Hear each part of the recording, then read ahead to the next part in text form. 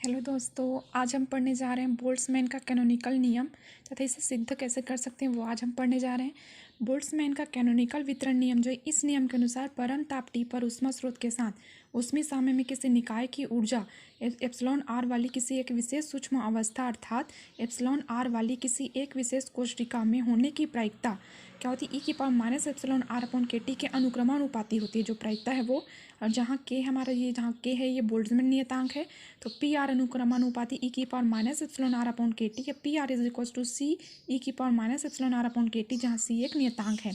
माना एक निकाय परम ताप टी पर ऊष्मा स्रोत के साथ ऊष्मीय साम्य है, तो माना निकाय की कुल ऊर्जा कैपिटल ई है। माना साम्यावस्था में निकाय की विभिन्न कोशिकाओं को 1 2 3 आर में कणों की संख्या क्रमशः कितनी है, N1 N2 N3 NR है तथा प्रत्येक कण की ऊर्जा क्रमशः एप्सिलॉन 1 एप्सिलॉन 2 एप्सिलॉन 3 है। माना कणों की कुल संख्या क्या है हमारे पास n है, तो सांख्यिकी यांत्रिकी की परिकल्पनाओं के अनुसार कुछ है। पहला लेते हैं हम, सांख्यिकी यांत्रिकी परिकल्पनाओं के अनुसार साम्यावस्था में ऊष्मागति की प्रायिकता अधिकतम होती है जब W बराबर 1 है, तब del W is equal to क्या होगा, 0, क्योंकि कांस्टेंट का अवकलन क्या होता है हमारा 0 होता है। अब W अधिकतम है तो log W भी अधिकतम होगा, तो del log W is equal to भी 0।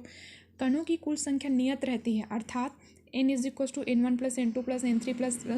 सो on n plus NR is equal to नियतांक होता है। ये n is equal to sigma NI, इसको हम सिग्मा NI से डिफाइन कर सकते हैं, इज इक्वल टू नियतांक, तो सिग्मा n इज इक्वल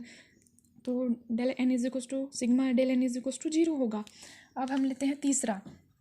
तो निकाय की कुल ऊर्जा नियत रहती है अर्थात E is equal to epsilon 1 N1 plus epsilon 2 N2 plus so on epsilon R NR plus on is equal to नियतांक, तो capital E is equal to sigma epsilon R NR is equal to नियतांक या del E is equal to sigma epsilon R del NR is equal to 0। तीसरा समीकरण, अतः ऊष्मागतिक प्रायिकता क्या दर्शा सकते हैं हम, W is equal to n factorial upon N1 factorial N2 factorial N3 factorial so on. अब लघु गणक लेने पर log W is equal to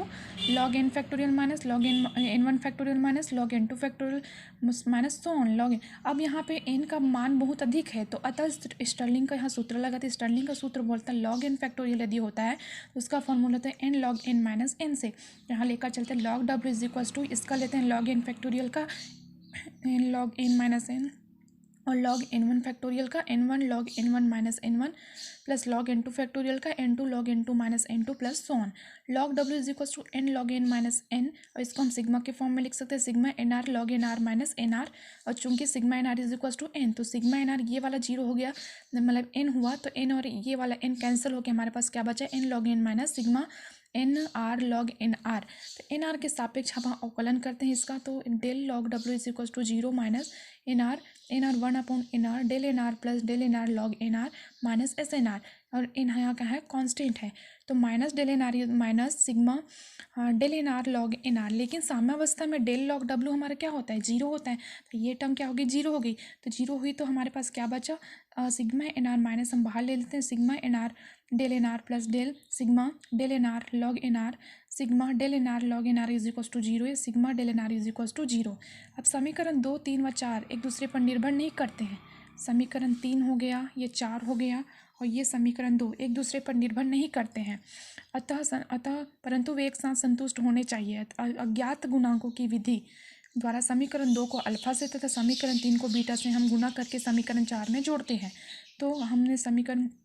2 को अल्फा से और 3 को बीटा से गुना किया, ये हमारे पास फिर हमने समीकरण 4 में इसको ऐड कर दिया, तो हमारे पास इसको कॉमन निकालने पर सिग्मा डेल NR को कॉमन निकालने पर alpha plus beta epsilon R plus log NR is equal to 0 पाँचवां समीकरण प्राप्त हुआ। चूंकि प्रत्येक कोशिका में कणों की संख्या में परिवर्तन डेल NR एक दूसरे पर निर्भर नहीं करता है, अतः समीकरण 4 के संतुष्ट होने के लिए योग का प्रत्येक पद अलग अलग शून्य होना चाहिए, जैसे alpha plus beta epsilon R plus log NR is equal to 0 या log NR is equal to minus alpha minus beta epsilon R। अब NR हम log को इधर पक्षांतर को तो ई के टर्म में बदल जाएगा, तो ई की power minus alpha minus beta epsilon R is equal to E की, इसको तोड़ते हैं तो ई की पावर माइनस अल्फा ई की पावर माइनस बीटा और R, और छठवां समीकरण प्राप्त हो, चूंकि ई की power minus alpha is equal to A नियतांक रखने पर